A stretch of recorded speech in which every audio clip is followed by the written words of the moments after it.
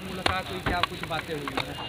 देखिए, मुलाकात चुनाव चल रहा है और 6 चरण का प्रचार समाप्त हो चुका है। कल छठे चरण का मतदान है और एक आखिरी चरण अब हम लोग का बचा है।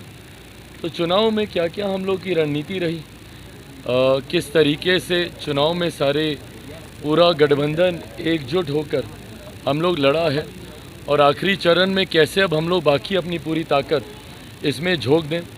लक्ष्य मेरे मुख्यमंत्री जी का, मेरा, भारतीय जनता पार्टी का, तमाम हमारे गठबंधन दल के तमाम घटक दलों का एक ही है कि 40 की 40 सीटें हम लोग को जीतनी हैं और उस उद्देश्य के साथ पूरी मजबूती से पूरा गठबंधन एक साथ हम लोग चुनाव लड़ रहा।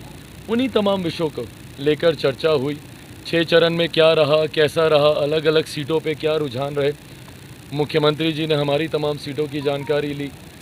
उनकी सीटों पर जहाँ जहाँ हम प्रचार, आज भी जैसे हम नालंदा में थे, हिलसा में थे, कल हम जाएंगे, अस्तामा में भी है, जहानाबाद में भी है, तो कहाँ कहाँ पे क्या माहौल रहा, कैसा रहा, लोगों में उत्साह कैसा, ये तमाम जानकारियों का आदान प्रदान रहा।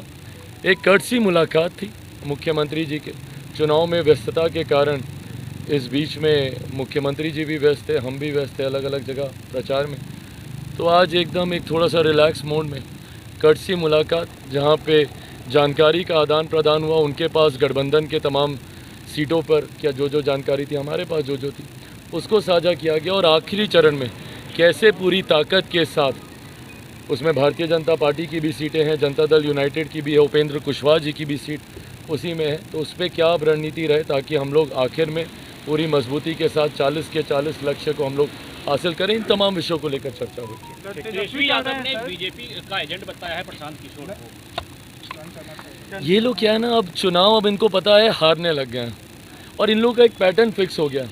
शुरू में एकदम एग्रेसिव रहेंगे, बड़ी बड़ी बातें करेंगे, ये हार रहा है, फलाना हार रहा है, ढिमकाना हार रहा है।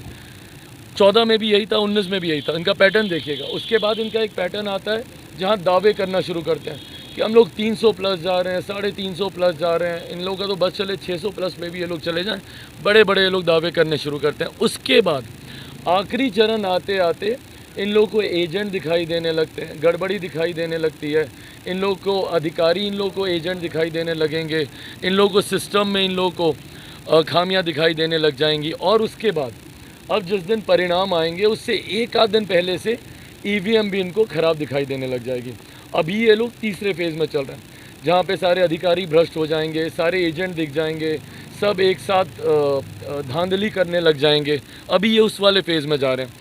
अब आप देखिएगा 1 तारीख वाला मतदान होने के बाद जैसे आप लोग एग्जिट पोल लेकर आप लोग आना शुरू करेंगे तो ईवीएम पर ये लोग चढ़ जाएंगे। ईवीएम ख़राब है, ईवीएम पर ठीक रहा। हकीकत है इन लोग को अब इस बात का एहसास हो गया है कि बुरी तरीके से इन लोग की हार हो रही है।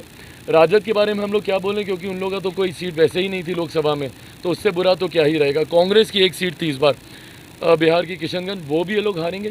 कांग्रेस राष्ट्रीय स्तर पर इस बार ऑल टाइम लो पर जाएगी। सबसे खराब प्रदर्शन कांग्रेस के इतिहास का 2024 में।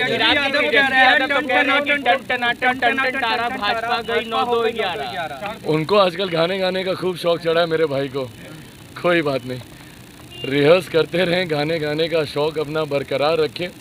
अब ये टन टन टारा 9-2 12 किसका होगा ये 4 तारीख को पता चल जाएगा। बहरहाल गाने गाने से चुनाव नहीं जीते जाते, जनता का विश्वास जीतने से चुनाव जीते जाते हैं। चुनाव में गंभीरता को बनाए रखना ज़रूरी है। लोगों के 5 साल के भविष्य की आप बात कर रहे हैं, इतनी हल्की बातें चुनाव में एक गंभीर नेता से लोग अपेक्षा नहीं रखते हैं। बट हाँ, अपनी छवि वो ऐसी ही बनाना चाहते हैं तो उनको मुबारक। एक चिरागी आपके रोड शो में मुजफ्फरपुर में एक आपके गठबंधन के विधायक पर रुपया बांटने